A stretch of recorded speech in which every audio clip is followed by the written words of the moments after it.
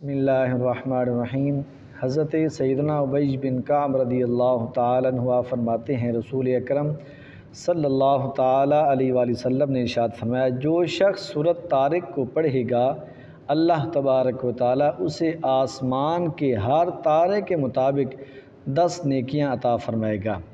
اور یہ سورۃ طارق جو ہے اس کے بارے میں آتا ہے کہ اللہ تعالیٰ کی طرف سے ظاہر ہونے والی روشنی ہے۔